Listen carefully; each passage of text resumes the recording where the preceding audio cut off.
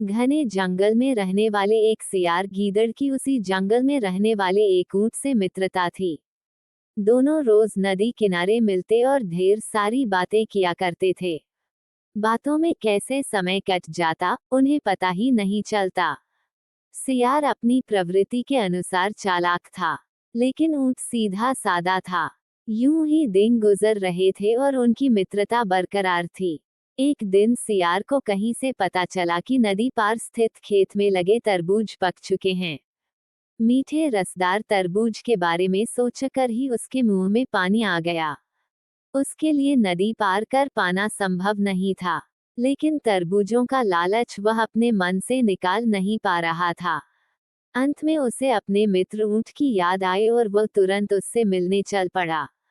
जब वो ऊंट के पास पहुंचा, तो उसका स्वागत करते हुए ऊंट बोला, आओ मित्र आओ। कहो, आज दोपहर को ही कैसे आ गए? मित्र, मैं तुम्हें नदी पार के खेत में लगे तरबूज के बारे में बताने आया हूँ। सुना है, तरबूज पक गए हैं। ऐसे मीठे तरबूज खाकर तुम जरूर खुश होगे और तुम्हारी खुशी में मेरी खुशी है। मैं कैसे तुम्हें बताने न आता, बस दौड़ा चला आया। सियार ने चिकनी चुपड़ी बातें शुरू की। ऊंट को भी तरबूज का स्वाद पसंद था। वह बोला, धन्यवाद मित्र, मैं अभी वहां जाने की तैयारी करता हूँ। वाकई तरबूज खाए कितने दिन हो गए। ऊंट को अकेले ही जाने की तैयारी करते देख सियार बोला, मित्र, मुझे भी तरबूज पसंद हैं। मैं भी तरबूज खाना चाहता हूँ, लेकिन क्या करूँ? मैं तैर नहीं सकता। कोई बात नहीं, तुमने तरबूज खाए तो मैं समझ लूंगा कि मैंने भी खा लिया। कैसी बात करते हो मित्र? क्या मैं तुम्हें यहाँ छोड़कर जा सकता हूँ? मैं तुम्हें अपनी पीठ पर लादकर नदी पार के खेत में ले चलूंगा। हम दोनों मजे से तरबूज का स्वाद लेंगे। ऊंट ने कहा और सियार खुश हो गया। ऊंट ने सियार को अपनी पीठ पर बैठाया और नदी के पानी में तैरने लगा। कुछ ही देर में दोनों तरबूज के खेत में पहुंच गए। वहां दोनों ने छककर तरबूज खाए। जब सियार का पेट भर गया, तो वह खुश होकर हुआ हुआ की आवाज निकालने लगा। ऊंट ने उसे शांत करने का प्रयास किया, लेकिन वह नहीं माना। उसकी आवाज खेत के कुछ दूरी पर रहने वाले किसान के कानों में पड़ गई। वह समझ गया कि खेत में कोई घुस आया है।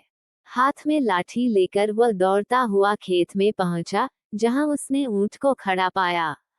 किसान को देखकर सियार पहले ही भागकर एक पेड़ के पीछे छुप गया।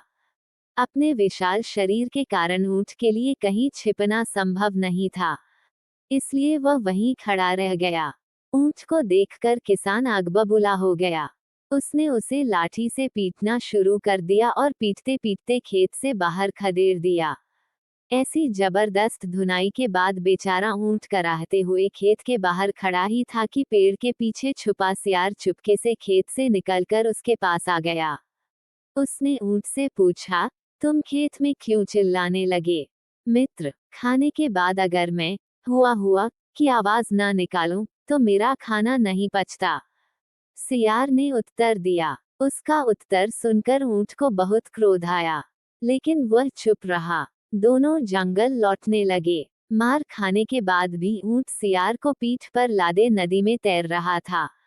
सियार मन ही मन बड़ा खुश था कि ऊंट की पिटाई हुई। जब वे बीच नदी में पहुंचे, तो अचानक ऊंट ने पानी में डुबकी लगा दी। सियार डर के मारे चीखा, ये क्या कर रहे हो मित्र? मुझे खाने के बाद पानी में ऐसे ही डुबकी लगाने की आदत है।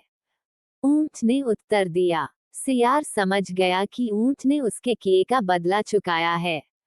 वह बड़ी मुश्किल से अपनी जान बचा पाया और पूरी रास्ते डरा सहमा सा रहा।